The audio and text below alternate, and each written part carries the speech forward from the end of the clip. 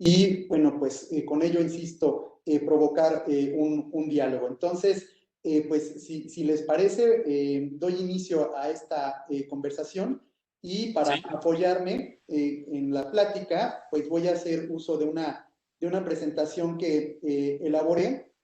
Entonces, bueno, pues denme oportunidad de colocarla para que todo el mundo la podamos ver. Y bueno, por supuesto, insisto, si existiera durante mi presentación alguna duda, pues yo también voy a agradecer que la hagan a nivel de uso de micrófono, a lo mejor con el chat.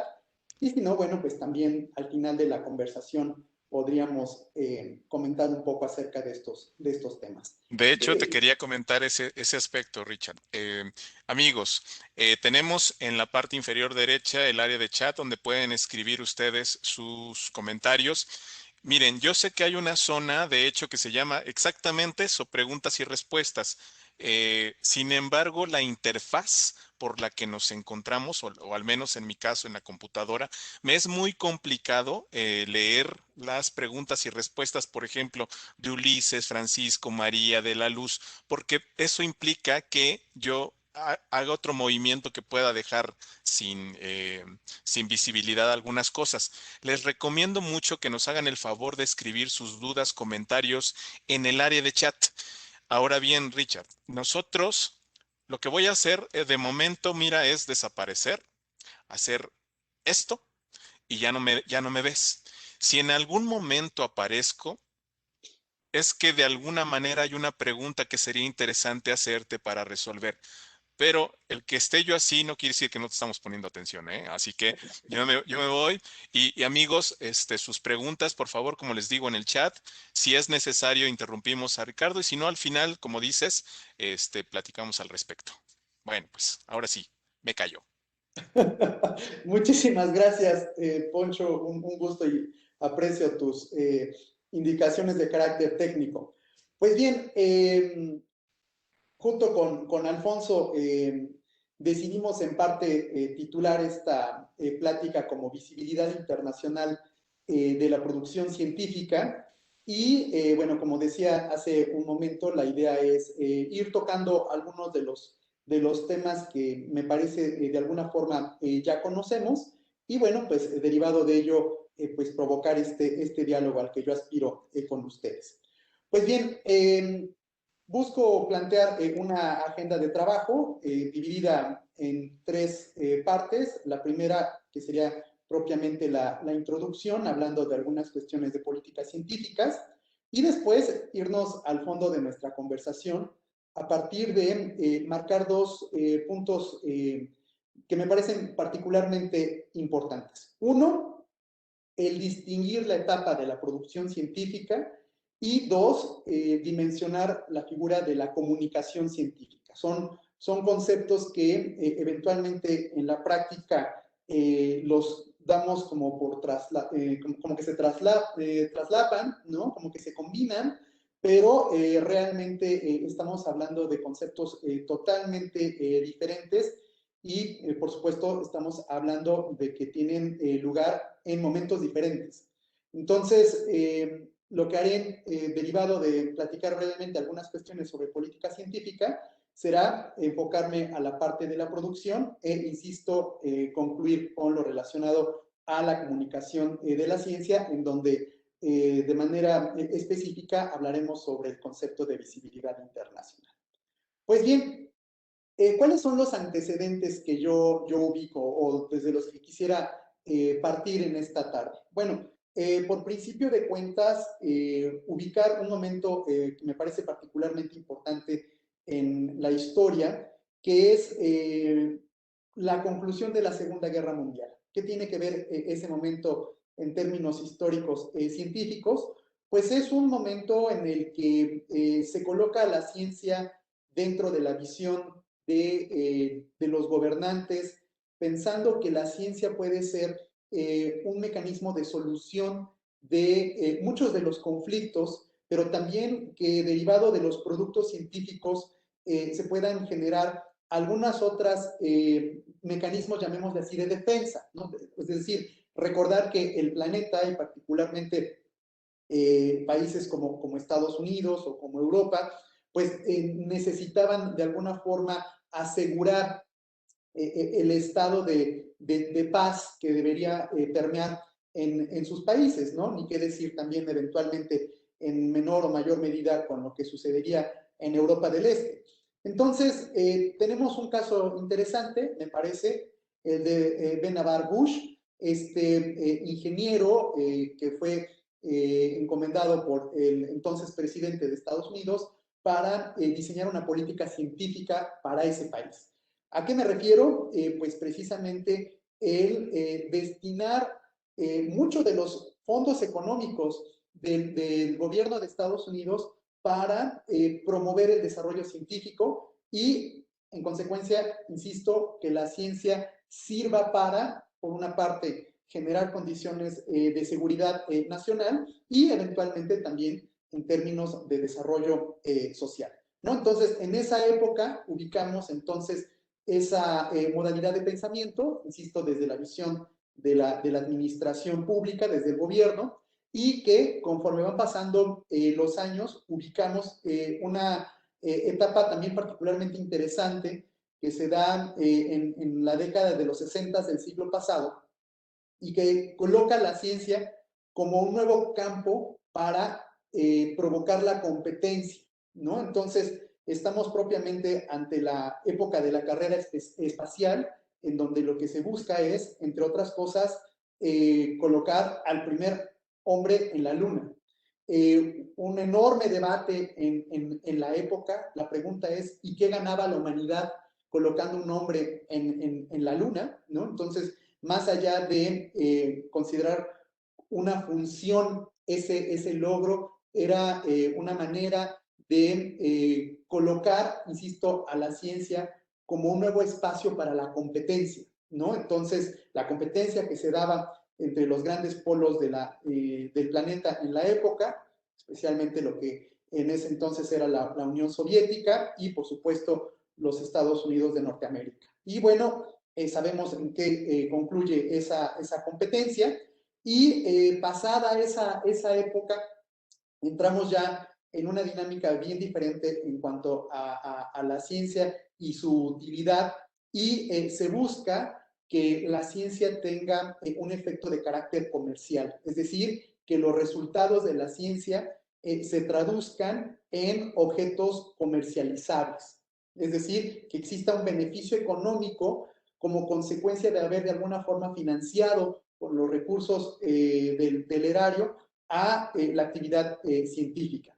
Y bueno, después entramos ya propiamente en los últimos años del siglo XX y poco de los que ahora vivimos en el siglo XXI, con una figura que se conoce como la época de la nueva gestión pública, en donde, como sabemos, se pretende implementar una gran cantidad de elementos del monitoreo, ¿no? O de monitoreo sobre las actividades que están siendo financiadas por el gobierno y por supuesto la ciencia no se exceptúa de ese monitoreo. Se empieza entonces a prestar atención a la cuantificación de los productos científicos, tanto, por supuesto, pienso en número de artículos, en número de libros, ni qué decir en términos de patentes, pero también otro factor que empezaría a ser evaluado es respecto al impacto bibliométrico que tendría esos productos. Es decir, no solamente el pensar en la cantidad de, pienso, artículos científicos,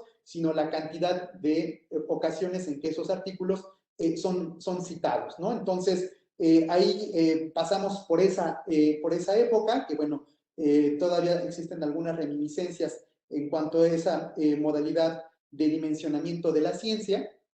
Y bueno, hoy ya estamos migrando a una nueva modalidad que es el de la medición del impacto social de la producción científica. Y quizá el ejemplo más contundente de lo que ahora estoy comentando lo vemos en consecuencia de la contingencia sanitaria que está permeando en todo el planeta, ¿no? Entonces, hoy el tema de discusión es las vacunas en todas las vertientes que pueda haber sobre la discusión sobre este tema, pero entendemos que las vacunas no son otra cosa más que el resultado de la actividad científica que se traslada a nivel de aplicación a nivel social. Es decir, hoy lo que de alguna forma las políticas científicas nos están refiriendo es que más allá de pensar estrictamente en el desarrollo de ciencia básica, es pensar en el desarrollo de ciencia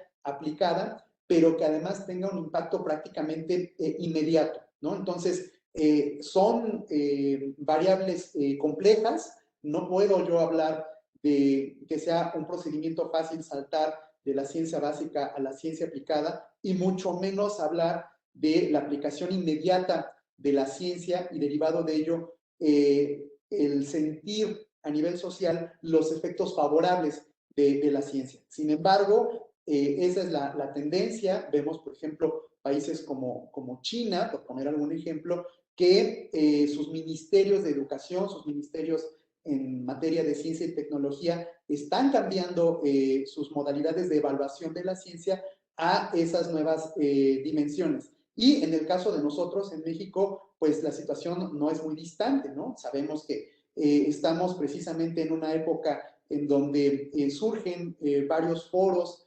organizados por el gobierno, por la sociedad civil, respecto a la valoración de la propuesta de creación de una nueva ley de ciencia y tecnología que entre muchas otras cosas que aborda, puntualmente refiere a el impacto social que debe tener la ciencia, ¿no? Entonces, aquí lo que vemos propiamente pues es una evolución de las políticas científicas, de cómo se ubica a la ciencia y a sus productos en el ámbito, no nada más, insisto, de lo estrictamente disciplinario, sino también del contexto social en el que se desarrollan estos productos científicos.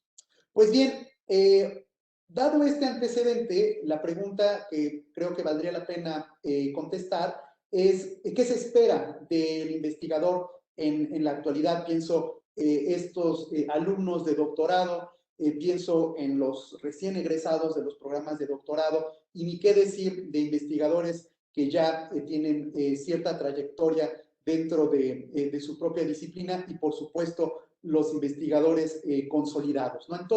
En todos los casos, me parece que lo que se espera de ellos es, punto número uno, una mayor producción, pensémoslo en términos estrictamente de cantidad.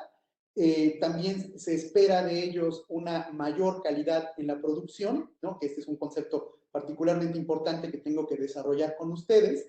Luego, el otro concepto es el mayor impacto de la producción en términos, valga la redundancia, de factor de impacto, de cuestiones de citación, es decir, estos proxies cienciométricos, de los que también hablaré brevemente en su momento. Y bueno, la otra cuestión que también se esperaría de estos científicos es que tengan cada vez mayor presencia fuera de los medios científicos en los que típicamente se desenvuelven. Es decir, el que se conviertan de alguna forma en un referente para la sociedad. Pienso, por ejemplo, estos investigadores que con cierta frecuencia son invitados en noticieros de televisión, de radio, para que den su opinión en su calidad de expertos sobre una disciplina y en consecuencia, bueno, pues mantener esta dinámica que ha venido ocupando la ciencia en estos años, en donde la ciencia y los comentarios científicos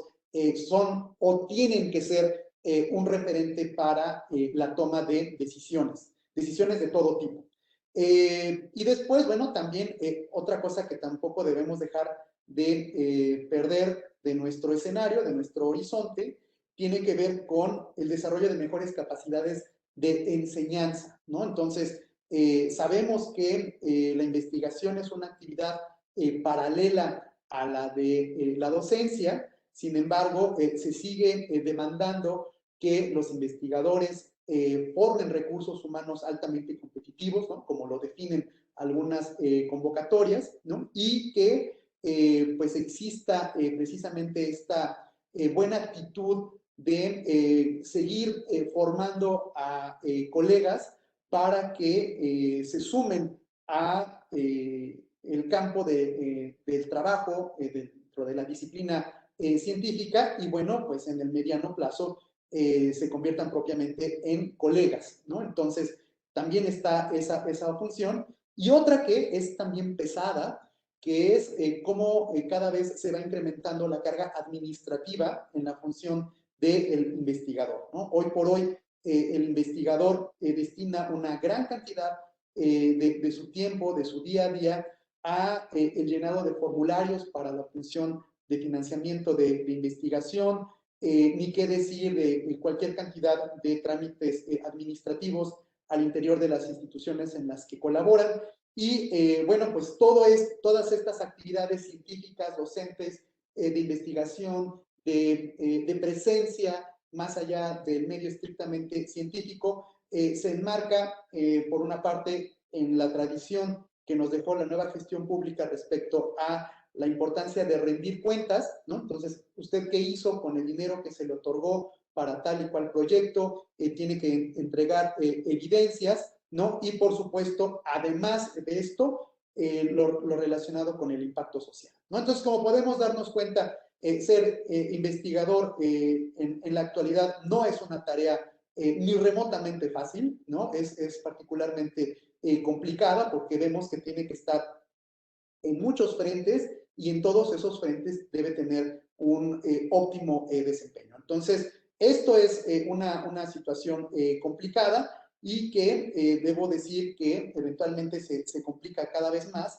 ante estas exigencias de la medición de la producción científica a partir de estándares que eventualmente también van cambiando, ¿no? Entonces, eso es en lo general. Claro, se me pueden escapar algunas otras actividades, pero me parece que en lo general esa es la función del investigador en la actualidad, ¿no? Pues bien, yéndonos ya al fondo de nuestra conversación y habiendo colocado este escenario como antecedentes, yo les decía que me es muy necesario en esta conversación platicar de una parte muy específica dentro de todas estas actividades del investigador que tiene que ver con la producción científica, ¿no? Entonces, ¿qué es la producción científica? Bueno, pues es el corazón de la actividad de cualquier investigador que se ocupa del estudio de una disciplina en particular, que la desarrolla a partir de líneas de investigación. Entonces, no podemos nosotros hablar en ningún momento de la visibilidad de la producción científica sin antes hablar de la producción científica.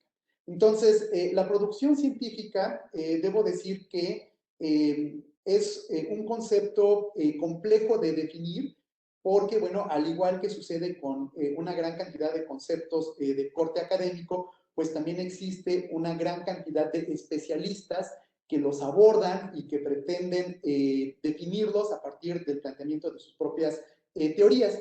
Entonces, para evitar perderme en estas acepciones del concepto de producción científica, yo me voy a enfocar en el que ahora ustedes tienen en pantalla y que ahorita también voy a referenciar de dónde lo estoy tomando. Pues miren, la producción científica a nivel de calidad podríamos ubicarla en dos dimensiones, es decir, una que es la percepción que tienen los colegas de los investigadores para valorar a la ciencia como un producto de calidad. Y la otra visión es la que podríamos tener la mayoría de nosotros, los que no somos científicos, los que somos administrativos, los que estamos en funciones, pienso yo, bibliotecarias o en funciones, pienso yo, de otorgamiento de financiamiento para la investigación o que colaboran en rankings internacionales, es decir, todo un conjunto de personas que sin ser científicos valoran a la ciencia. Bueno, entonces, ahora me ocupo de la valoración de la ciencia desde la visión de los científicos, es decir, de los pares. ¿Qué es lo que un científico valora de un producto científico? Bueno, pues en primer lugar, dice nuestra diapositiva, lo relacionado con la originalidad y la novedad. De nueva cuenta, estos son conceptos complejos de definir. Sin embargo, podríamos resumir diciendo que los científicos aprecian del trabajo de sus colegas el abordaje de temas no resueltos, ¿no? Lo que coloquialmente conocemos como la ausencia entre lo alcanzado científicamente y lo que tendría que desarrollarse para provocar el avance de la ciencia, ¿no? En los términos de la revisión de la literatura se utiliza mucho este concepto en inglés que es gap, ¿no? Este hueco que existe entre lo que se ha alcanzado a nivel científico y lo que tendría que desarrollarse para provocar un avance dentro de la propia disciplina, ¿no? Entonces, la ubicación del gap y, en consecuencia, la solución de ese pendiente se aprecia por parte de los colegas científicos. Y, por supuesto, bueno, ni qué decir de la aportación de nuevas teorías sobre la disciplina, el planteamiento de conclusiones concretas basadas en argumentos sólidos, que a su vez estén soportados con datos, que se hagan uso de métodos científicos que sean, por decirlo de alguna manera, de uso común dentro de las disciplinas y, por supuesto, los hallazgos que se propongan dentro de los productos científicos, como insisto, pueden ser los artículos, los capítulos de libros, las patentes, etcétera, etcétera. El otro concepto que valora de manera importante el colega científico es la confiabilidad sobre el documento que tiene a la mano, ¿no? Y esa confiabilidad puede dimensionarse en dos rubros. Por una parte, la figura del rigor académico, es decir, que lo que se está evidenciando a nivel de escrito, pues sea el resultado de la aplicación de métodos científicos rigurosos, ¿verdad? Y que estos resultados, estos textos, estén escritos con la claridad científica que merecen, ¿no? Entonces, hoy por hoy yo veo una enorme oferta de cursos de redacción científica y indudablemente en cada uno de ellos de lo que se habla es precisamente de la claridad con la que se tienen que escribir los resultados de investigación. Entonces, lógico es que la redacción científica no es un tema exclusivamente del manejo de un idioma como lo puede ser el inglés, sino va más allá de eso. Es el que los resultados se escriban con la claridad que permita a los lectores comprender sin provocar dudas qué es lo que el científico, los científicos quisieron decir cuando escribían esos resultados. El uso, por supuesto, de métodos de uso común, ¿no? Entonces, si alguien está utilizando, pienso yo, un método de rayos X o infrarrojo o bla, bla, bla, bueno, pues todos esos métodos son comunes dentro de las diferentes disciplinas, ¿no? Y entonces eso hace que cualquiera pueda comprender, digo, cualquiera dentro del conocimiento científico de la disciplina pueda comprender lo que se está planteando ahí. Y bueno, viene este otro concepto particularmente importante que tiene que ver con la integridad académica, ¿no? Un concepto que, bueno, podríamos dedicarle un muy buen rato, pero me parece que el solamente mencionarlo nos puede quedar claro en lo general.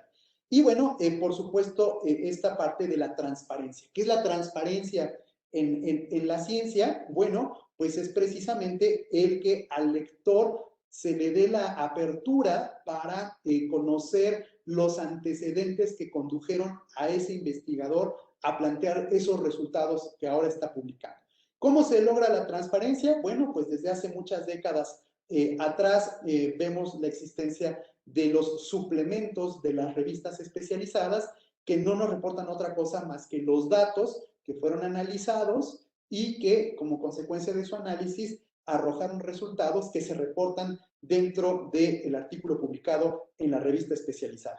Y que hoy esa transparencia, bueno, pues se extiende en términos operativos al modelo de los datos abiertos de investigación, ¿no? Entonces es la posibilidad que tiene el lector de indagar en los antecedentes que generaron los resultados reportados, insisto, en el artículo en su versión final.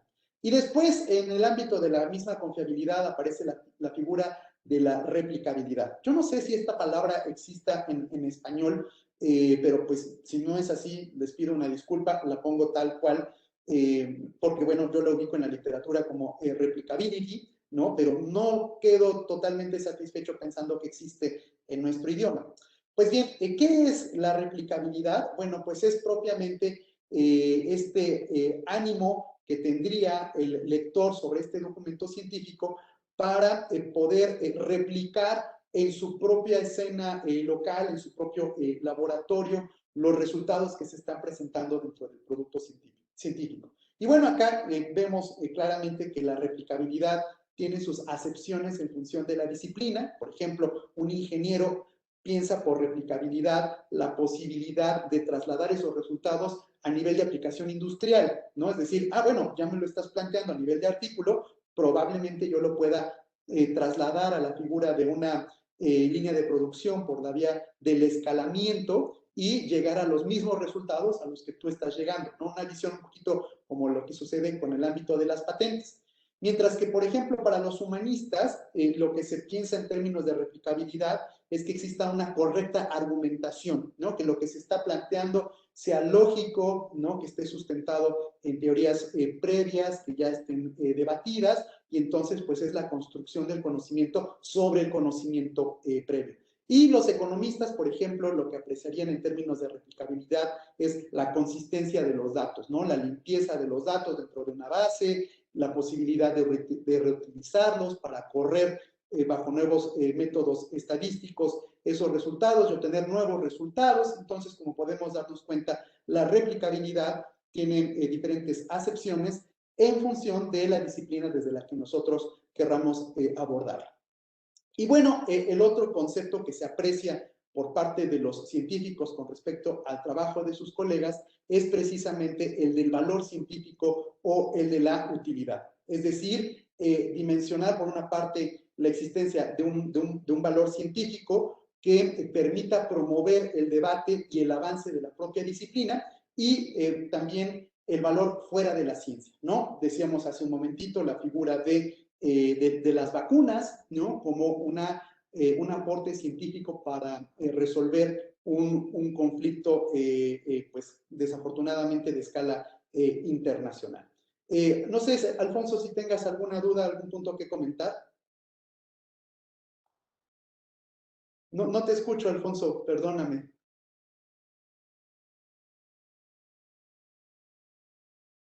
Ahora sí, parece ser. Sí existe la replicabilidad en castellano. A crisis de replicación o crisis de replicabilidad.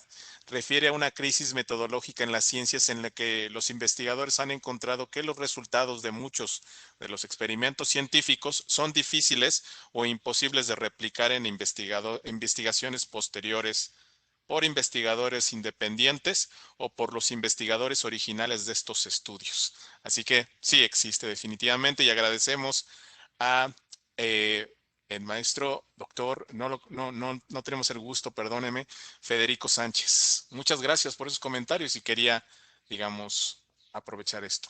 Muchas Gracias, gracias también. Alfonso. Josmel Pacheco nos dice, crisis de replicabilidad se da mucho en medicina porque hay mucha investigación truncada. Y esta es la gran familia que formamos justamente en los webinars y que agradecemos siempre sus atinados comentarios.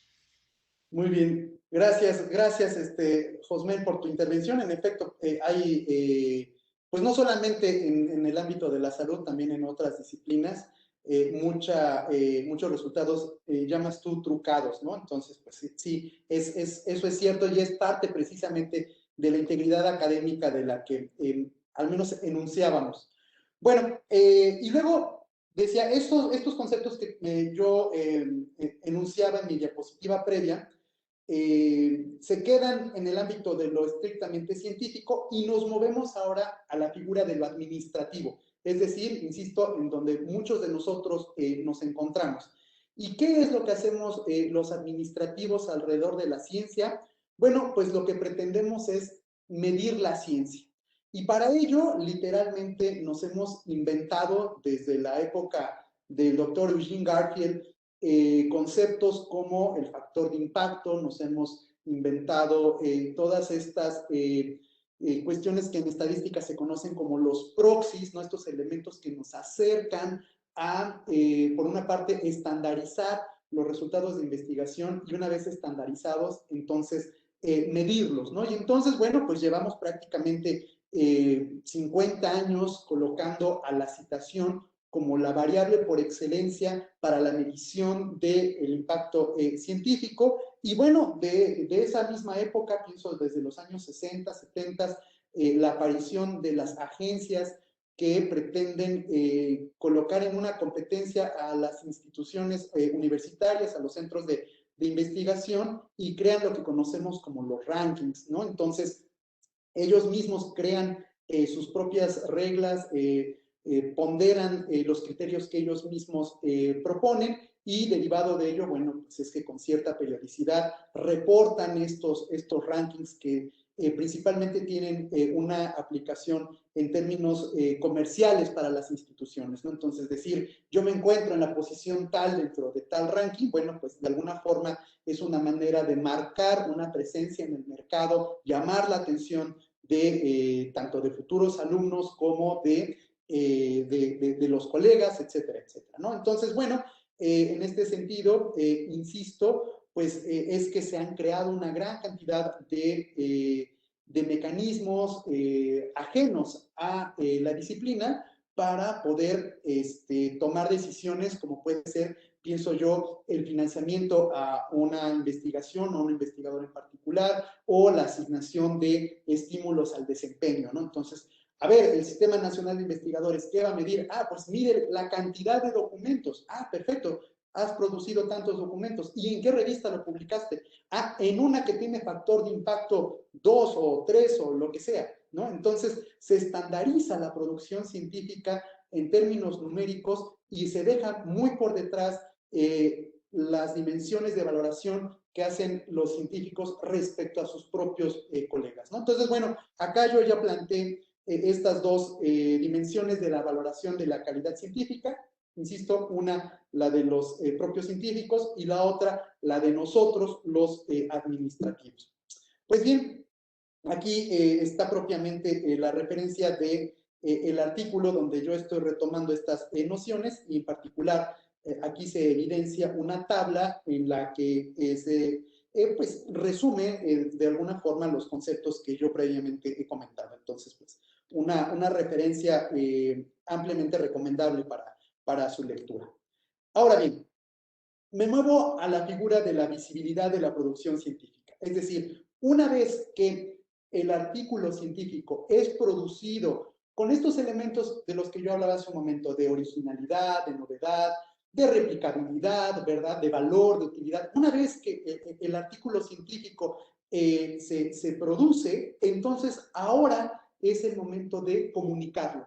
¿Y cómo lo vamos a comunicar? Bueno, pues provocando lo que aspiramos, que es la visibilidad de estos productos. Entonces, existen diferentes autores, de nueva cuenta, quienes nos hablan del concepto de visibilidad y de visibilidad internacional. Y en particular, yo quiero citar quizá el documento más antiguo que existe sobre este tema, que es del año de 1997, en donde el autor Van Raan, ¿no? De allá de los Países Bajos, decía en ese entonces que la visibilidad internacional se alcanza, entre otros factores, a partir de la colaboración científica, ¿no? Un concepto que me parece particularmente importante compartir con ustedes. Y para ello los pongo en ciertos antecedentes y me refiero a la ley de Lotka, ¿no? También una ley muy conocida en el ámbito bibliotecario, ¿no? La ley de Lotka, palabras más, palabras menos, lo que nos dice es que del conjunto de investigadores hay un número muy reducido que son los que producen la mayor cantidad de resultados de investigación, ¿no? Me parece que solamente el enunciar la ley de Lotka a ustedes, los colegas, los conducen a ubicar dentro de sus instituciones a estos investigadores, estas investigadoras, que son, por decirlo de alguna manera, los pilares institucionales que tienen una producción científica considerable. Y bueno, por el otro lado, la misma ley de Lotka nos dice que un alto número de las personas que pueden estar formadas con el nivel para producir ciencia, sí lo hacen, pero en una menor medida, ¿no? Entonces, por decirlo de alguna forma, son pocos los que producen la mayor cantidad de ciencia y son muchos los que producen la menor cantidad de ciencia. En términos, insisto, de productos como lo pueden ser los artículos. Y entonces, cuando se analiza a estos científicos particularmente prolíficos, uno puede preguntar cuál es el secreto de producir mucho, ¿no? En términos de cantidad. Y la respuesta es muy sencilla, a partir de la colaboración científica. Entonces, ¿qué es la colaboración científica? Bueno, pues es una modalidad que ha ido tomando mayor presencia a lo largo de las últimas décadas, pero no tanto como una estrategia, sino más bien, diría yo, como una necesidad. ¿A qué me refiero? Bueno, pues lo que hemos estado viendo en las últimas décadas es cómo los conceptos científicos cada vez se hacen más complejos. Ya no es posible que un solo científico tenga el conocimiento absoluto para abordar desde todas las perspectivas ese objeto de investigación que quiere desarrollar. Requiere de la visión de los colegas que sean a su vez especialistas en métodos de los cuales él no es especialista, y que derivado de ello, bueno, pues se tenga una visión más amplia sobre el mismo objeto de investigación. Otra cuestión que hace necesaria la colaboración científica, desafortunadamente, es la cuestión del financiamiento. Un solo investigador no siempre tiene la capacidad económica para resolver a nivel financiero lo que demanda el estudio de un producto o de un fenómeno científico en particular. Y digo fenómeno científico pensando en sociales o en economía, pero también en física, también en química, etcétera, etcétera. La otra cuestión, bueno, pues lo derivado de estos conceptos, el manejo de instrumentación, la experiencia que se pueda tener respecto a ese objeto de investigación en particular, etcétera, etcétera. Y entonces dicen quienes estudian la ley de Lotka, cuando lo relacionan con la figura de la colaboración científica, dicen que de manera indirecta se provoca la visibilidad internacional. ¿Por qué? Pues porque eventualmente los colegas con los que vas a trabajar no son precisamente tus colegas que están en el cubículo de al lado o que están en la universidad que está a 12 o 15 kilómetros de distancia de la tuya, sino más bien son colegas que se encuentran en diferentes latitudes, ¿no? Entonces, sabemos perfectamente bien que los objetos de investigación tienden a la universalidad. ¿Qué quiero decir con esto? Que no importa la latitud o el origen geográfico en donde se encuentre el investigador, lo que los une es el objeto de investigación, ¿no? Entonces, si vamos a estudiar temas, decía yo, como la física de altas energías o el desarrollo económico regional o cualquier cantidad de temas, bueno, pues esos objetos de investigación son los que convocan a los investigadores. Y entonces, esta colaboración es la que de alguna forma provoca que nuestro trabajo sea conocido en los lugares a donde están trabajando los otros colegas. Y aquí sí quiero marcar un breve paréntesis, porque yo no quiero decir que la producción científica es algo que se tenga que buscar, y mucho menos desde la perspectiva administrativa, porque entonces no quisiera que quedara la idea de que entonces ahora lo que tenemos que hacer es promover convenios de colaboración científica a partir de las oficinas administrativas de las instituciones. No, de hecho, la colaboración científica se da de una manera informal. Es más, nosotros, los administrativos, nos enteramos de la colaboración científica cuando ya tenemos el producto terminado, es decir, en este caso el artículo, y vemos que nuestros investigadores, quiero decir, los que trabajan en nuestras instituciones, trabajaron con una red importante de investigadores y no fue como consecuencia del designio de una autoridad administrativa que provocó la colaboración científica. Alfonso, te escucho. Es que justamente el doctor Federico Sánchez dice que esta carga administrativa que exige producir resultados no hace que se produzca este fenómeno justamente, ¿no? Y puede llegar a afectar la calidad de las investigaciones y posibilitar malas prácticas, ¿no? Pero sí creo que ya con lo que comentaste, sí queda claro que no es en conjunto, no es Así directo. es, así es. Y creo que la intervención del doctor nos es muy útil porque resalta la importancia de apostar por la calidad científica y no apostar por el colocar a la función administrativa por encima de la función científica, ¿no? Entonces, lo importante es la calidad, lo importante es el aporte, lo importante es, en términos generales, decía yo, la originalidad, la novedad, y después nosotros, los administrativos, apoyando esa función en específico, ¿no? Bueno, aquí yo hice un ejercicio muy simple a partir de tomar como referencia lo que sucede en nuestra benemérita Universidad Autónoma de Puebla. Lo que hice fue tomar el total de artículos cuyos autores colaboran en la UAP desde el año 1961 a 2021 y que están indizados dentro del sistema Scopus.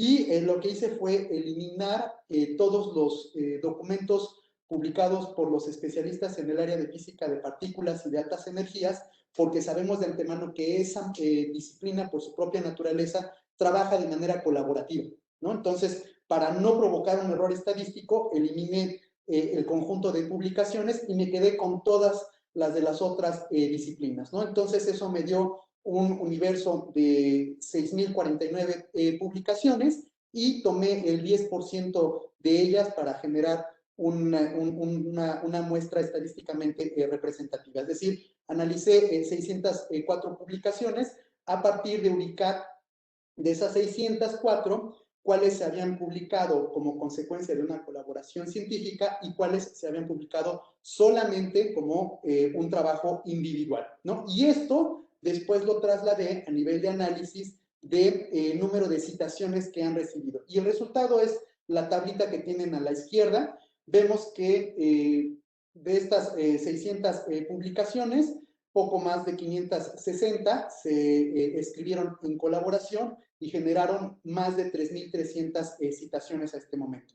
Mientras que los trabajos individuales, que son significativamente menores en cantidad, también arrojaron una cantidad muy menor de citaciones. Entonces, este breve ejercicio cienciométrico lo que nos permite ver claramente es cómo el trabajo científico en colaboración puede tener mayor impacto en términos de citación. Entonces, con esto confirmamos lo que Van Raan nos decía, que la colaboración científica eventualmente puede ser uno de los tantos caminos para provocar la visibilidad internacional de la producción científica y que en un ulterior momento se genere un impacto medible en términos de citaciones. Pero insisto, no se trata de reunirnos por reunirnos como investigadores, se trata de reunirnos alrededor del objeto de investigación, no en función de qué tan bien me llevo con mi amigo el científico, sino es qué tanto podemos ambos, o los tres, o los cuatro, o los cinco, aportar a el objeto de investigación. Pues bien, otro concepto de la visibilidad de la producción científica tiene que ver precisamente con la revista en donde se va a publicar. Y aquí, ¿dónde se van a publicar los resultados de investigación? Y aquí, bueno, realmente podemos entrar en un debate. Yo les puedo platicar que una de mis funciones administrativas está precisamente en asistir a los investigadores, especialmente a los jóvenes a nivel de doctorado, en donde valdría la pena publicar sus resultados de investigación.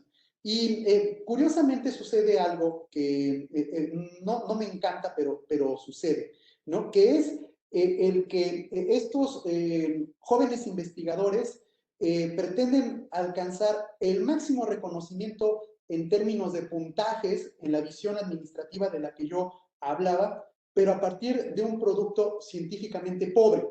Entonces, literalmente, las peticiones van en el sentido de decir, ¿en dónde publico este artículo que no es tan bueno, pero que esté en una revista muy buena, que me dé muy buen puntaje cuando yo participe en una convocatoria como puede ser la del SNI? Y la respuesta es muy simple, no existe esa revista.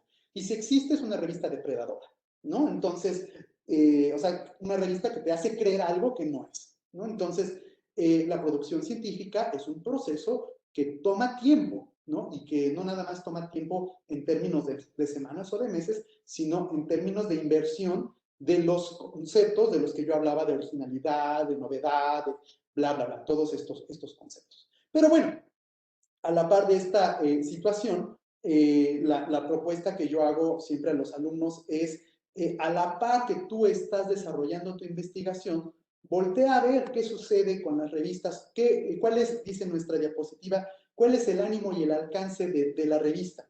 Y aquí cito, en alguna ocasión me platicaba con un editor de una revista de estas de muy alto impacto, y le preguntaba, a usted como editor, ¿qué es lo que con mayor frecuencia le preguntan? Y me decía, lo que comúnmente me preguntan es, ¿qué es lo que tienen que hacer para estos jóvenes investigadores? ¿Qué es lo que tienen que hacer estos investigadores para publicar en mi revista? ¿No? Él era el editor en jefe. Y la primera respuesta que les doy, decía el editor en jefe, era otra pregunta. Y la pregunta que les hacía es, ¿tú has leído mi revista? No, pues entonces, ¿cómo pretendes publicar en una revista que nunca has leído? Entonces, me muevo a una escena paralela y diría que la mejor revista en donde puedes publicar es aquella que tú mismo consultas para documentarte sobre el objeto de investigación que estás trabajando, ¿no? Entonces, pensar que la mejor revista es, insisto, la que tú mismo consultas. Ahora, el problema puede acentuarse cuando tú te volteas con un grupo de chicos de doctorado y les preguntas, dígame los 5 títulos de revistas especializadas de su disciplina. Y si se quedan callados, entonces tenemos un problema. Porque entonces la pregunta es, ¿qué están leyendo? ¿En dónde están leyendo? O lo mismo les da una revista especializada que algo que puedan encontrar de manera gratuita en Internet. Entonces, creo que ahí habría un punto de valoración.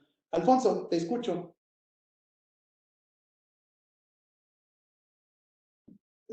No te escucho, Alfonso, tu micrófono está cerrado. Ahora sí. Tenemos 3 preguntas. Bueno, ahorita ya se están. En ese sentido, la cantidad exigida no atenta con la calidad. ¿Cuál sería su opinión? Ya más o menos nos has platicado al respecto. También el doctor Federico nos dice, ¿nos puedes hablar más de las revistas depredadoras, cómo reconocerlas, cómo evitarlas? Yo creo que son fenómenos que se dan justamente por estas, de pronto, aparentes obligaciones que se pueden dar en un juego de alguna manera incluso hasta macabro, ¿no? De el hecho de tienes que publicar porque si no, de pronto puedes llegar a perder algo, cuando realmente lo que debes de hacer es investigar y publicar porque está aportando justamente a la teoría o a la ciencia. Las bases de datos de reconocido prestigio como Periódica, Seriunam, Biblat, Redalic, ¿cómo son vistas por los investigadores en México frente a otros índices internacionales como WOS o Scopus? Y bueno, Carmen Denicia también nos dice, desgraciadamente no se tiene el tiempo para hacer investigación de forma individual debido a que, como alguien lo dijo, la carga de trabajo nos lo impide y cuando se tiene el tiempo hay que preparar clase para los jóvenes. Así es, Alfonso. Bueno, a ver, brevemente sobre el concepto cantidad-calidad. La respuesta es la que todo el mundo esperamos. Lo que importa es la calidad. Y si en calidad se traduce en la posibilidad de escribir y publicar un artículo, o sea, quiero decir, 1 al año, bueno, eso me parece bastante loable. Ahora, claro, insisto, todo está en función de las disciplinas, ¿no? Si yo volteo a ver el trabajo de un investigador en el área de matemáticas puras, pues me voy a dar cuenta que puede tomarle hasta 4 años publicar un artículo. Pero regreso al ejemplo de los especialistas en física de partículas o de altas energías y publican un artículo una vez por semana. Entonces, claro que estamos hablando del comportamiento diferenciado de las disciplinas y ese comportamiento diferenciado tiene que ser entendido por nosotros los administrativos que estamos atrás del escritorio evaluando la producción científica. Entonces, no puedes tú tratar a todos por igual porque cada uno se comporta de una manera totalmente diferente.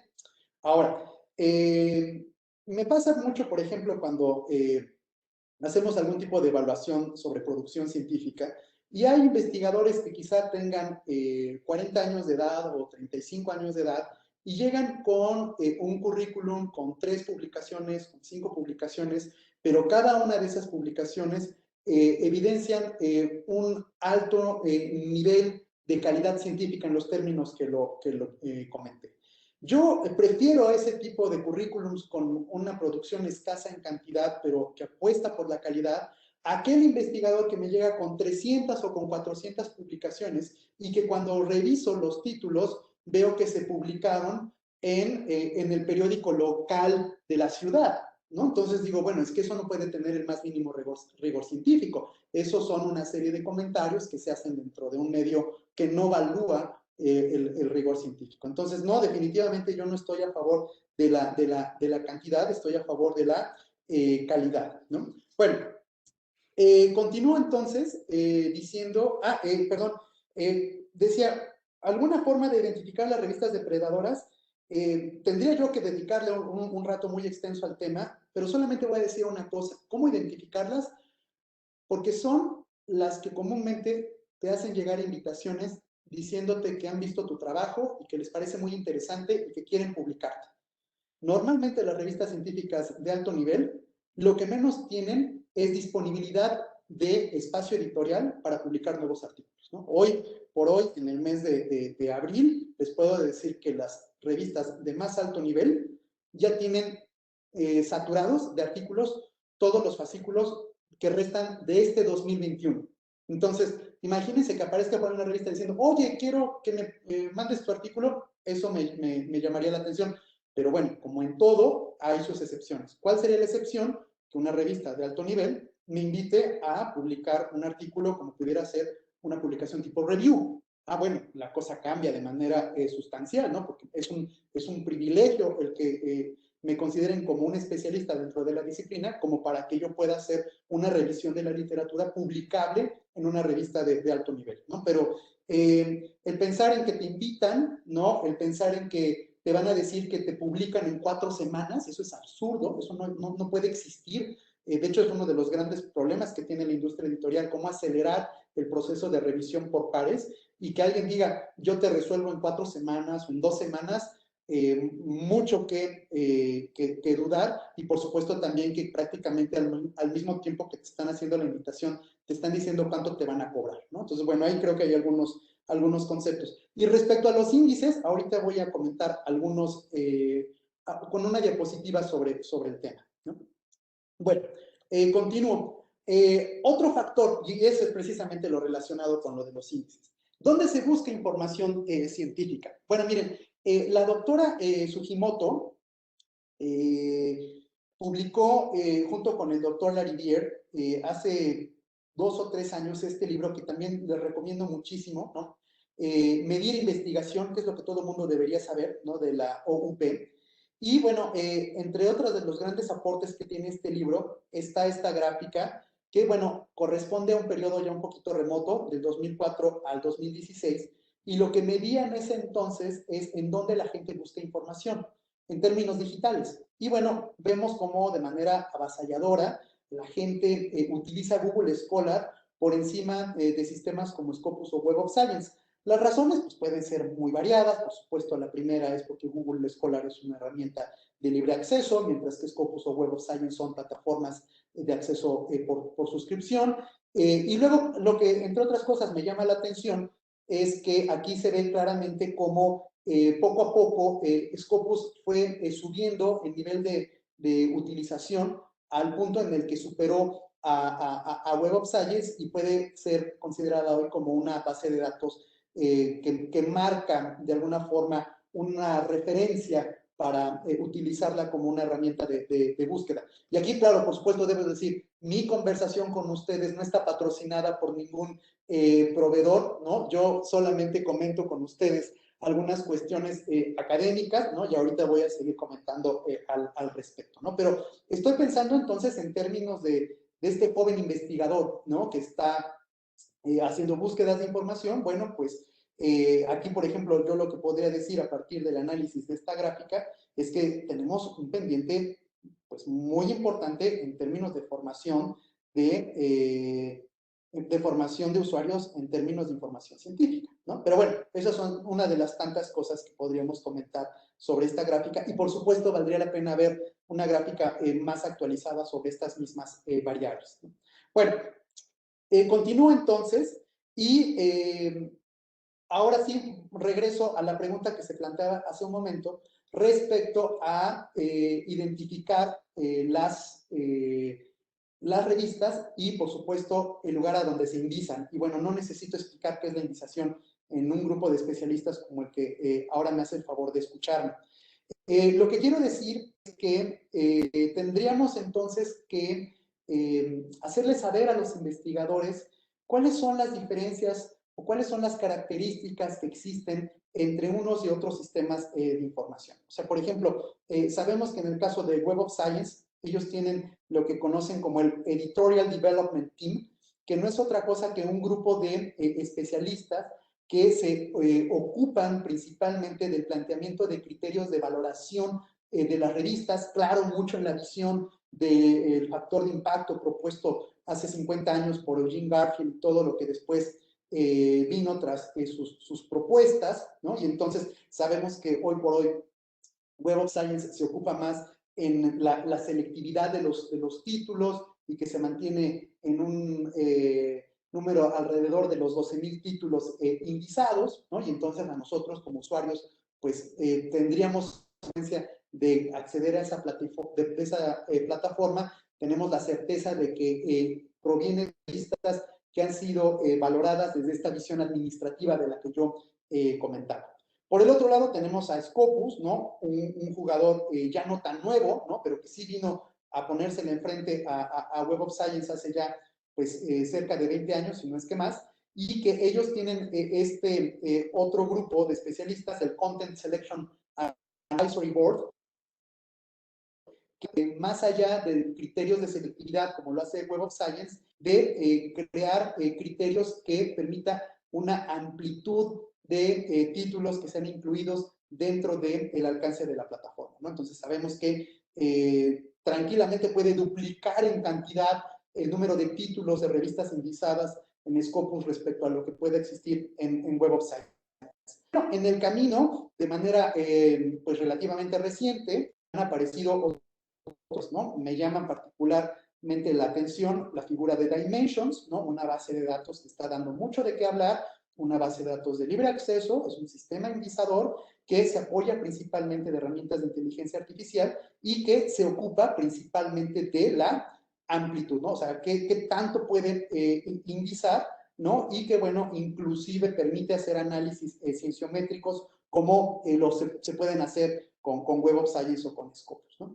Y bueno, otro que también está tomando mucha fuerza respecto a lo que en algún momento pudo haber sido, fue el caso o es el caso de Microsoft Academic, ¿no? Otra herramienta que junto con Google Scholar se ocupa de igual forma, ¿no? De la cantidad, se apoya de herramientas de inteligencia artificial. Y el otro jugador importante que aparece es Crossref, ¿no? Crossref, donde sabemos que todo documento que tenga un número de identificación de objetos digitales, como es el caso del DOI, pues está siendo indizado en esta base. Entonces, estos son, sabemos, los sistemas que típicamente utilizan los colegas. Entonces, ahorita alguno de ustedes preguntaba qué opinaba yo acerca de otros sistemas de indización. Bueno, no puedo opinar mucho, más allá de decir en mi línea de conversación con ustedes que lo que me ocupa es tratar de entender en dónde el usuario promedio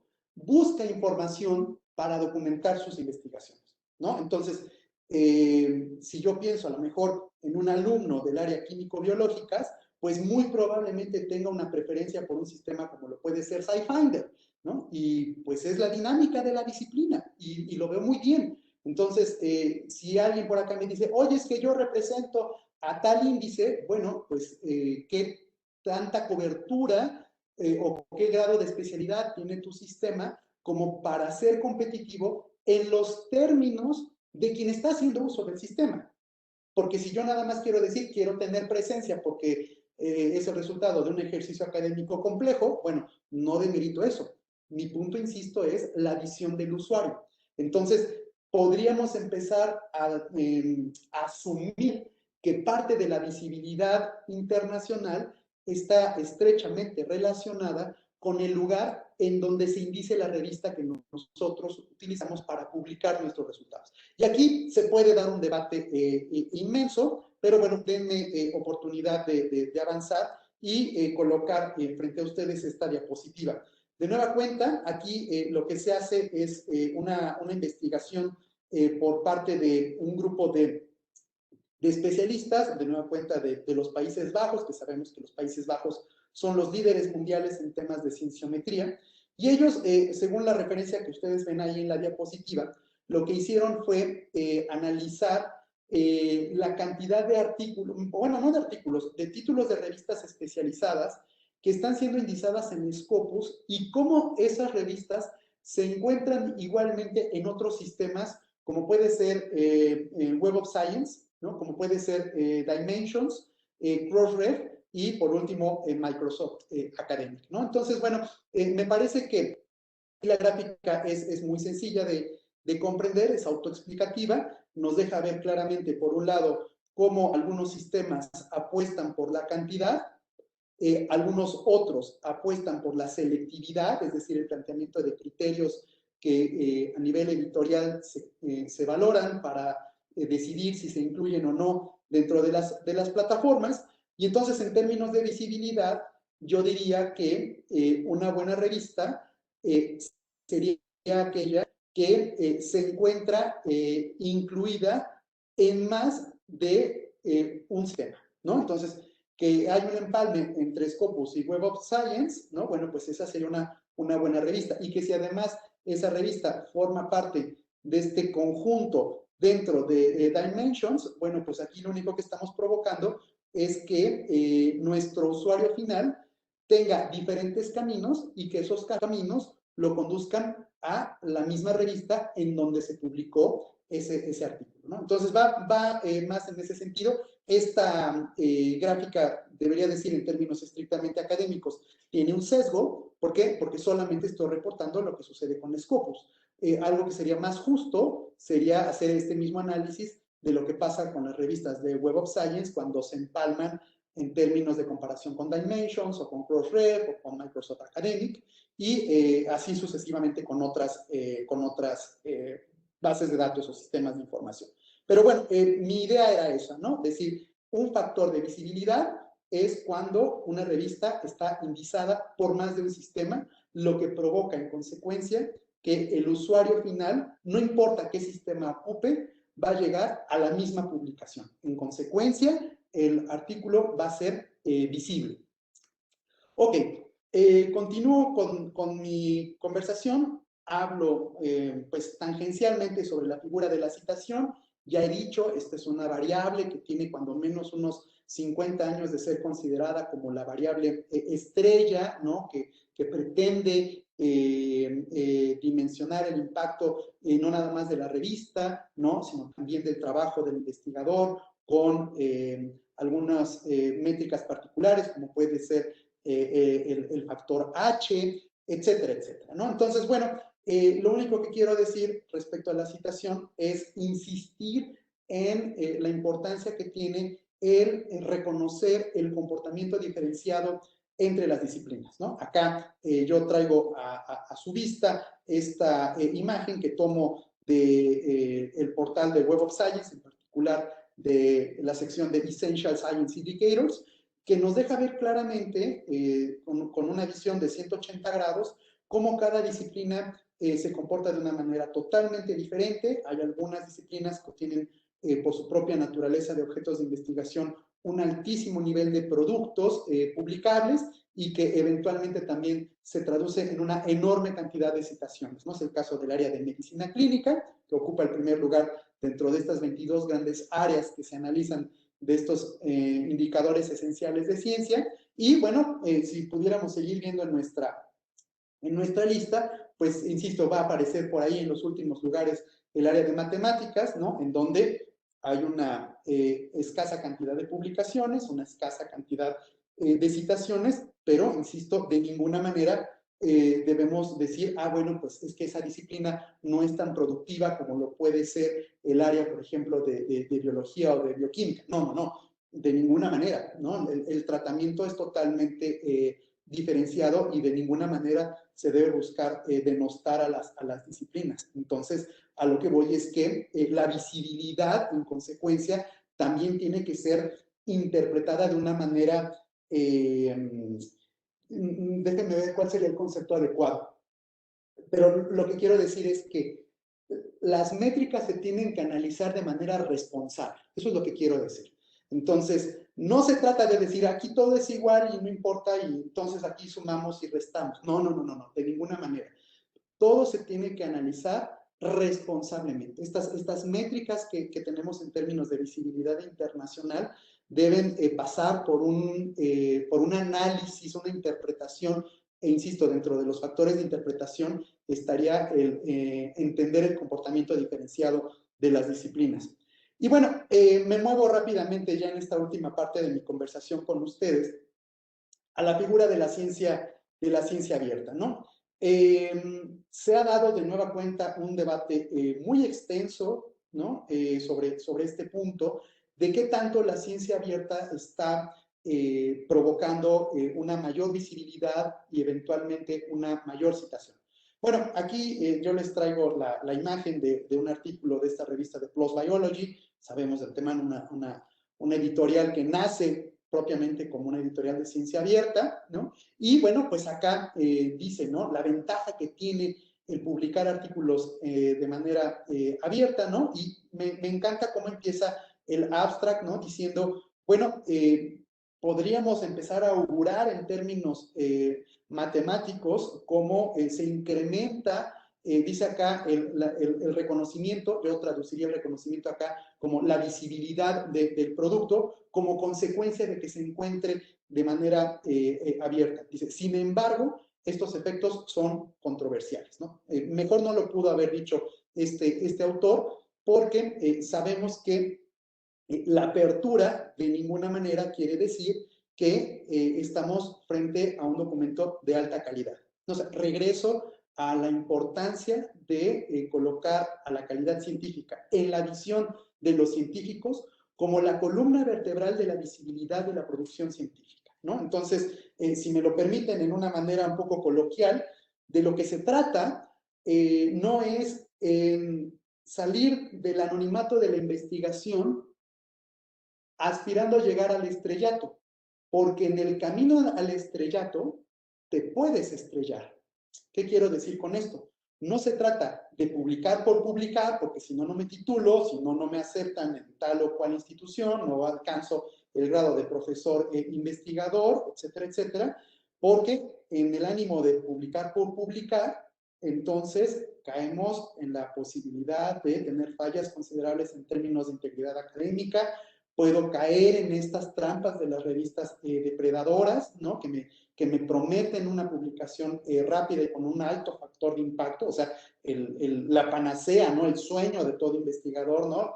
Fácil, rápido, barato, ¿no? Y muchos premios y mucho reconocimiento social, y pues no precisamente, ¿no? O sea, me queda claro desde mi visión administrativa que la carrera científica es una carrera compleja, no es una carrera que se le tiene que dedicar y que no puedes andar saltando de una línea de investigación a otra, irte por las ramas buscando colaboraciones científicas cuando realmente ni siquiera tienes un objeto científico que estudiar, cuando no tienes mucho que decir acerca de él, cuando no puedes provocar un aporte y a veces lo único que quieres es colgarte de la fama de otro, ¿no? Entonces, creo que mucho tiene que ver con la manera en la que el investigador se conduzca dentro de su propia carrera, ¿no? Entonces, lo que quiero decir es que la carrera científica se construye y como todo, pues poco a poco, si es que pretende alcanzarse buenos resultados. Y cuando por ahí aparecen, decimos por ahí, estrellitas marineras que nos dicen que nos van a resolver el problema, pues dúdenlo, ¿no? Y si nos dicen, pues es que si usted toma este curso de redacción científica, entonces mañana le va a publicar Nature o Science. Pues no es cierto, eso no va a pasar, ¿no? Bueno, entonces, a lo que voy es que sí, de la fecha en la que se publicó este artículo, hace ya más de 15 años o 15 años, a la fecha, lo que sí pudimos ver en términos cienciométricos es cómo sí se incrementó el nivel de citación de los artículos cuando se encontraban en libre acceso. Pero también se dio otra cosa que también me parece muy interesante. También se incrementó la cantidad de artículos científicos. Es decir, no solamente se incrementó la citación, sino que también se incrementó la cantidad de artículos científicos que se publican. Fenómeno interesante que provocó otro fenómeno. ¿Cuál fue? Pues miren, Hace 20 o 30 años, cuando se publicaba de manera tradicional en el formato impreso, se decía que un artículo científico alcanzaba su máximo nivel de citación pasados 7 años posteriores a su publicación, ¿no? Es decir, yo hoy publico en 2021 un artículo, bueno, pues doy el tiempo suficiente para que 1, se publique, 2, se indice, 3, se consulte, 4, los colegas encuentren utilidad en ese documento y derivado de esa utilidad lo citen en su publicación, donde su publicación va a seguir el mismo paso, ¿no? Se produce, se publica, se da a conocer y posteriormente a eso, entonces se hablaba de la citación, o sea, 7 años, o sea, vean la distancia tan grande. ¿Qué es lo que vino a hacer en términos cienciométricos la ciencia abierta? Reducir el lapso del punto máximo de citación, bajándolo de 7 a 3 años y eventualmente hasta 2 años. Pero como se producen cada vez más artículos, entonces más artículos, más citaciones, menor posibilidad de citación, ¿no? Entonces, fenómeno interesante, me lo parece, que en parte fue provocado por esta figura de la ciencia abierta y del acceso libre, ¿no? Y bueno, me parece que más o menos ahora se mantiene en esa dinámica, pero hay que agregar otro factor muy importante, los datos abiertos de investigación. Entonces, estos datos abiertos de investigación, ya lo decía yo, no son novedosos, a lo mejor alguien por ahí nos los quiere vender como algo nuevo, sin embargo, pues para cualquiera de ustedes que han estado en el medio, decía yo, pues los conocen de tiempo atrás, cuando consultábamos los suplementos de las revistas que hoy por hoy se siguen publicando y que, decía yo, traían precisamente los datos de investigación que nos permitían a nosotros analizarlo. ¿Cuál es la gran ventaja que nos traen en esta nueva modalidad los datos abiertos de investigación? Pues que se encuentran en formato electrónico, ¿no? Y entonces aquí se agradece de manera considerable la existencia de plataformas como esta que tienen ahora al frente, ¿no? Figshare, por mencionar alguna, pero no exclusivamente esta, en donde sabemos que muchas revistas le piden a sus autores que sus datos de investigación los coloquen dentro de este tipo de plataformas para que nosotros, los usuarios finales, pues no solamente tengamos el artículo científico, sino que también podamos descargar estos datos que, insisto, sirvieron como antecedente para llegar a los resultados que se reportan dentro del artículo.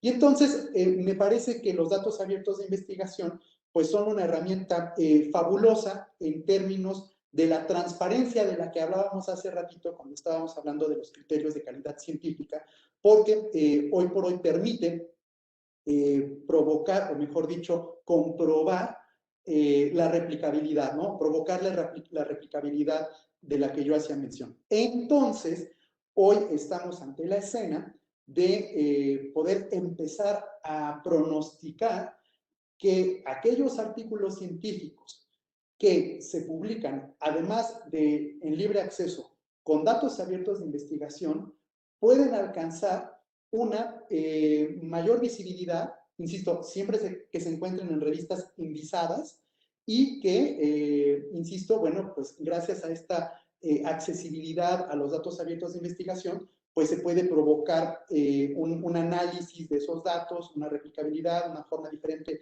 de correr los datos y alcanzar resultados paralelos, ¿no? Entonces, bueno, me parece que este tema da para mucho, no nada más en términos de comentarios, sino inclusive pienso en términos de debate, ¿no? Entonces, por ejemplo, hay conceptos que yo dejo pues pendientes, como es el tema del uso del inglés, ¿no? Entonces, ¿qué pasa con el inglés como factor de visibilidad internacional? Pues yo debería decir, el inglés es hoy por hoy la lengua franca de comunicación de la ciencia, pero no quiero decir que porque publiques en inglés, entonces te van a leer. Entonces, con esto yo llego a mi conclusión, que es muy sencilla, y yo diría que la visibilidad de la producción científica tiene un único antecedente, la calidad científica en la noción de la disciplina. Miren, se los pongo en términos coloquiales. Alguna vez a Conrad Hilton, ¿no? El dueño de la cadena de los hoteles Hilton, le preguntaban que qué era lo que valoraba más cuando iba a construir un hotel. Y decía, yo considero 3 factores para que mi hotel pueda tener éxito. 1, la ubicación. 2, la ubicación. 3, la ubicación. Si esa visión de Conrad Hilton yo la tradujera al ámbito de la producción científica, yo diría que la visibilidad internacional tiene 3 razones: la calidad científica, la calidad científica y la calidad científica. En la visión de los especialistas en la disciplina, no en la visión de los administrativos. Y eso es lo que realmente provoca la visibilidad internacional. Todo lo demás está de más. Pues muchas gracias. Hasta acá mi intervención y Alfonso, pues si gustas, damos paso a un espacio de conversación. A ver si no se nos van las preguntas. Voy a tratar de ahí de comentarte. Nos preguntaba la doctora Nora Quirós sobre el aspecto de cómo se manejan en México los cargos, este modelo de negocios de las APCs.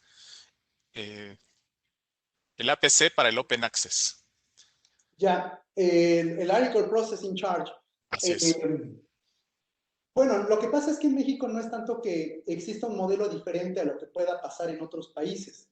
Realmente nos movemos en modelos relativamente similares y debo decir que hoy por hoy el problema está no tanto en la definición del modelo, sino en el pago, ¿no? Entonces, nuestros investigadores, por ejemplo, se quejan con toda la razón diciendo que lo único que se sustituyó fue el modelo del negocio, pero el gasto sigue siendo el mismo. Anteriormente era el tema de, pues, publicar pagando a lo mejor una cantidad de dinero por el número de páginas, el número de gráficas, ¿verdad? Y que también había un pago por parte del suscriptor y que hoy eso se traslada desafortunadamente contra el autor. Y digo desafortunadamente porque sabemos de la existencia de revistas de muy alto renombre que cobran cantidades de dinero excesivas, ¿no? Entonces, pareciera ser que en algunos casos el APC está generando un contrarresultado, o sea, no está ofreciendo un resultado favorable, está generando un contrarresultado. Entonces, no pienso tanto en modelos de que si en México, que si en Colombia o que si en Estados Unidos, yo creo que en lo general pueden darse situaciones ahí medias complicadas. Incluso ahí dice Aurora Furlong, dice también, pagar no es garantía de publicación, Así es. finalmente. Hace un rato, bueno, Scopus y Web of Science, no como índice, sino como negocio, ¿han generado algún impacto negativo en la versión de calidad de las ciencias latinoamericanas? Esto teniendo en cuenta su privilegio del idioma inglés y su pretensión de universalidad que dejan muchas veces a las ciencias sociales como las cenicientas de la historia. Y fíjate que hay muchos comentarios al respecto sobre ciencias sociales. También por ahí dice, es importante también abordar aún más temas relacionados con las ciencias sociales, lo pregunta también Carmen Denicia, y la anterior pregunta fue del doctor Federico Sánchez, ¿cierto, no? Hay algo de... Bueno, yo te puedo comentar 2 o 3 cosas al respecto. La primera, a nivel anecdótico, yo recuerdo en alguna ocasión, precisamente estando en una reunión de rankings en Bogotá, apareció un grupo de investigadores mexicanos reclamando la importancia que se le debería prestar a las ciencias sociales dentro de sistemas como Scopus o Web of Science, ¿no? Y entonces yo recuerdo, y eso ya tiene algunos años, recuerdo que precisamente los representantes de las empresas decían que estaban cambiando sus criterios de inclusión de revistas para precisamente indizar contenidos en español, ¿no? Entonces, me parece que paulatinamente ha ido habiendo un incremento en el número de revistas en español dentro de estos índices, pero también debo decir que es en menor cantidad. Ahora, yo pienso que más allá de ir a pelear porque las revistas en español estén indizadas en estos grandes sistemas de información, yo voltearía a ver a una figura que yo mencionaba hace un rato que tiene que ver con la planeación de la carrera científica. ¿Qué quiero decir con esto? Que si yo voy a hacer un documento es porque yo quiero comunicar algo. Entonces, al comunicar, pues yo espero dirigirme a una audiencia. Entonces, a lo que voy es que si mi objeto de investigación es local y pretende tener un impacto en mi localidad, en mi regionalidad, y yo me muevo en el idioma castellano, pues entonces tengo que hablarle a mis lectores en el mismo idioma. Entonces, me parece que sería un poco no atinado el querer estar en los grandes índices para publicar algo que tiene un impacto de manera local. Y espero poder estarme explicando y no trastabillar y en mi trastabilleo afectar a alguien en particular. No, lo que estoy diciendo es que si el inglés es el idioma, como dicen, la lengua franca, es porque me voy a comunicar con una universalidad de investigadores. Entonces, ¿qué quiero decir? Mi objeto de investigación tiene que ser universal, Así ¿no? es. Si yo quiero hablar de un tema local, pues entonces me comunico en el idioma local, ¿no? Entonces, yo atiendo a mi lector al que me estoy dirigiendo. Entonces, me parece, insisto, un poco desatinado el decir, quiero jugar local, pero obtener ganancias internacionales. Entonces, a lo que voy es, administro mi carrera científica. Ah, este documento va para la localidad, lo hago. Ah, este va para lo internacional, lo mando para allá. Así es. Entonces, cada tema tiene su foro. Sí, es que de pronto pensar que hay una fórmula y todo eso, haciendo el traslado, digamos, a la cuestión, ahorita me vino a la mente, ahorita que estabas hablando al respecto sobre esta circunstancia del idioma, muchas de las cosas que de pronto son legislación, política a veces, como el caso clásico que sucedió con el cine, ¿no? Vamos a prohibir que que vengan dobladas al español las películas que son de más de 13 años. ¿Para qué? Según para, de alguna manera, que solamente se consuma el contenido en español, porque a mucha gente le da flojera leer subtítulos y entonces seguramente no van a ir a ver esa película, porque como les estamos prohibiendo que doblen la película, entonces no la van a ver y van a consumir productos mexicanos. Y entonces, ¿qué es lo que sucede? Pues das al traste al doblaje mexicano que vive muchas veces justamente de esta circunstancia. No hay una manera de dar un golpeteo de mesa y ya pensar que con ello se solucionan muchas cosas. Qué gran comentario el tuyo, Richard, sobre este aspecto de que pues, finalmente si lo que quieres es comunicar algo muy local, bueno, quédate en ello y conviértete en un hito prácticamente, haces tu sector muy compacto, pero muy interesado en lo que haces. Exactamente. En la BUAP, la evaluación de investigación se basa en revistas indizadas o también toman las otras bases de datos. En Perú, Concitec está tomando solo Scopus, lo que ha provocado un aumento en la producción y crecimiento de colaboración internacional. Nos lo dice desde Perú justamente el doctor Josmel Pacheco. Claro. Bueno, a ver, no es que nosotros evaluemos en el sentido estricto de la palabra la producción científica. Nosotros nos apegamos a los estándares nacionales. Entonces, por ejemplo, en el caso de México tenemos a el CONACYT y el CONACYT le ha prestado particular atención a los productos publicados en revistas indizadas, ¿no? Entonces, nosotros seguimos la misma dinámica, pero creo que tenemos una ventaja respecto a lo que pueda suceder en otras dependencias del gobierno. Y es que nosotros sí podríamos tener un poquito más de tiempo para hacer la valoración de los productos de los investigadores. Hay una cercanía entre el investigador y el evaluador y siempre hay la posibilidad de la réplica, siempre hay la posibilidad del sentarse a comentar sobre el producto que se está valorando. Y entonces creo que en esa cercanía que podemos provocar está la oportunidad del diálogo. Pregunta el José Servando, ¿qué tanto apoyo hay por la parte gubernamental para publicar artículos científicos? Y Alicia dos veces nos lo pide para que lo preguntemos. ¿Qué tan importante es el ORCI? ORCI ID. Bueno, el ORCI ID. Ajá, o como algunos les llaman el ORCID. El ORCID. Bueno, a ver, para mí el ORCID es un número particularmente importante. ¿Por qué? Pues primeramente pensando en nuestra realidad nacional como latinos, ¿no?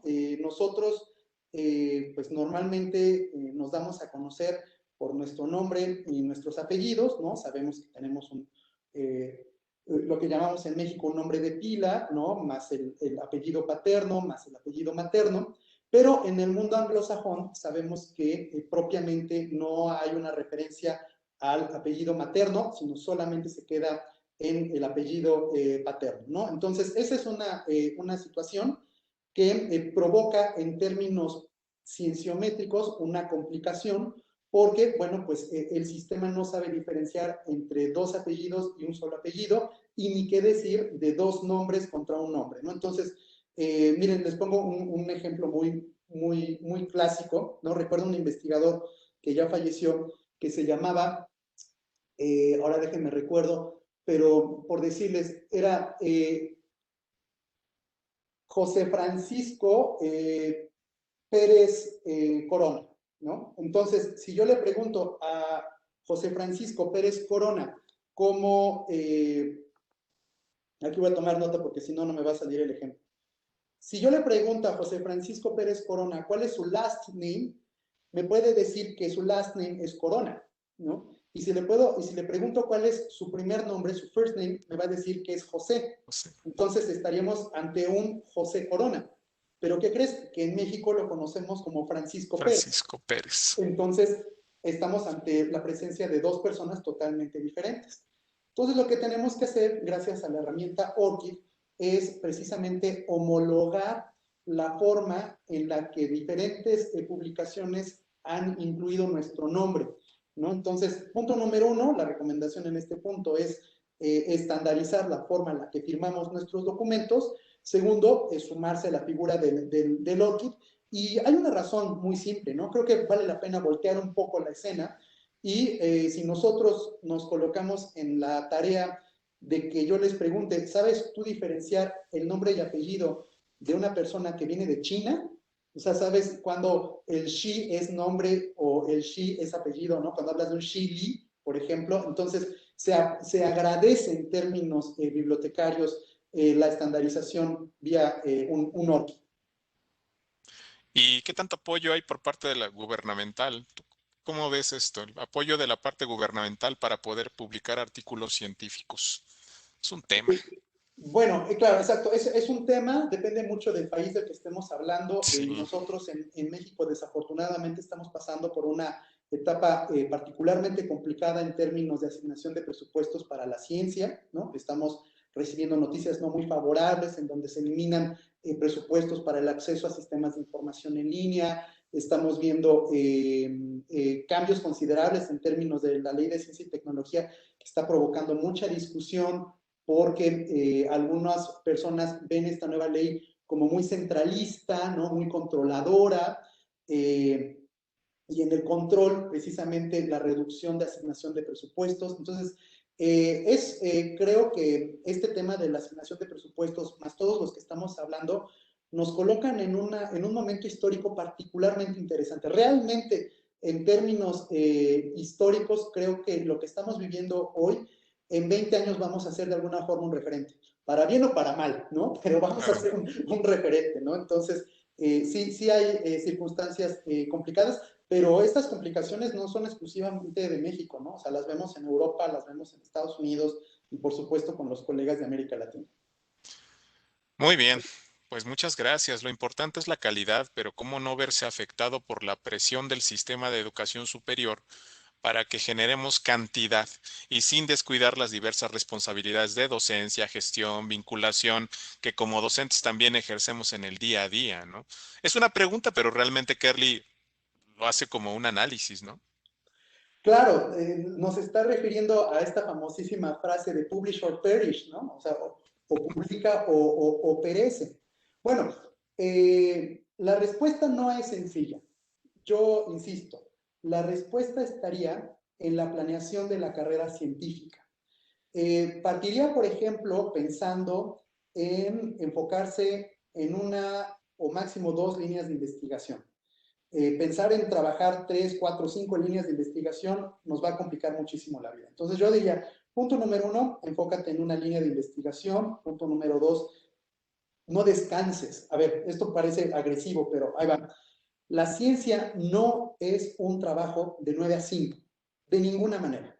Los científicos de alto rendimiento son personas que se despiertan a las 12 de la noche con la respuesta a una pregunta que traían toda la Es vida. una vocación, sí. Exactamente, es una vocación, ¿no? Entonces, entender que la ciencia no es un trabajo administrativo, es de tiempo completo, es un trabajo muy competitivo, brutalmente competitivo, porque no estás compitiendo con el colega del cubículo de al lado, estás compitiendo contra todos los investigadores del mundo que están trabajando sobre tu tema o sobre el mismo tema. Entonces, tú tienes que especializarte en tu tema como para hacer tus aportaciones. Y estoy diciendo aportación en una perspectiva muy mesurada. De ninguna manera yo diría que voy a descubrir el hilo negro. No, a estas alturas es bastante ridículo decir que yo voy a descubrir el hilo negro dentro de mi disciplina, ¿no? O sea, a lo mejor por ahí sí habrá alguien que lo logre, ¿no? Pero es petulante en mi perspectiva el decir, yo voy a decir el antes y el después dentro de mi disciplina, pero hago mis aportes pues pequeños, ¿no? Como resultado de una investigación constante. Decíamos, trabajo de manera colaborativa, pero la colaboración no como el que traslado mi carga de trabajo al otro, ¿no? Sino como que yo aporto desde ahí. Otra, pues lógicamente, incluyo a mis alumnos, no los dejo atrás, es mi responsabilidad de alguna forma provocar la formación de recursos humanos, como se dice en el argot, altamente competitivos en términos científicos, y también por el otro lado no pensar en productos terminados siempre. ¿Qué quiero decir? Que estás trabajando un artículo, pero al mismo tiempo ya estás trabajando otro dentro de tu misma línea de investigación, a modo tal que no esperes a empezar un nuevo artículo una vez que ya publicaste el previo. No, esto es como en cadenita, ¿no? Vas poco a poco. Creo que, insisto, es el tener una disciplina férrea como investigadores. Digo, lo digo no porque yo lo haga, no, de ninguna manera. Yo soy administrativo, insisto. Lo digo porque lo veo con los investigadores de alto rendimiento que sonó como muy deportivo eso, ¿no? Pero estos investigadores que son muy disciplinados, ¿no? Y se mantienen en esta dinámica y veo que es una actividad eficiente, ¿no? Desarrollan eficientemente su función como científicos y no, eso es algo muy importante, y no están en función ni de los puntos, ni de los premios, ni están esperando a ver a qué hora les hablan para decirle que se acaban de ganar el Nobel. No, no es cierto. Son personas que están dedicados a su ciencia y lo que venga como reconocimiento social es una consecuencia. Consecuencia. No es el objetivo. Y concluyo con esto, esta intervención diciendo, y eso yo se lo digo a los alumnos de doctorado, tu resultado o tu objetivo tiene que ser la de generar un resultado de investigación útil. Tu objetivo no es la publicación. Entonces, cuando el alumno y el científico entienda que el objetivo no es la publicación, sino la generación de resultados científicos útiles, creo que ahí también va a cambiar de manera importante la perspectiva. Pues bueno, muy interesante como siempre, gracias al doctor Ricardo y saludos también, Genaro Roberto. Platicarles, bueno, no, ya que te tenemos acá en pantalla, maestra Bendaño, ¿cómo estás? Entonces, terminamos esta charla. ¿Cómo ves? Grandes temas que se han tocado en estos, ya prácticamente hora 46. Y creo que nos da para más, ¿eh? Y Sí. seguramente por ahí debemos invitar a Ricardo a la parte de datos abiertos. Lupita está Mucho. preguntando eso, ya viste, Lupita Romero, Richard, dice que una charla sobre datos abiertos. Claro, con gusto. Sí, nos da para más, entonces, pero agradecemos de verdad la gentileza de escucharte, de aprender de ti. Tuvimos un pico de 220 personas, más o menos, lo cual agradezco. Y sí, como comentaste, estamos viviendo situaciones un tanto contradictorias en cuanto a la ciencia, las políticas nacionales, en cuanto a investigación y sobre todo los insumos para investigación.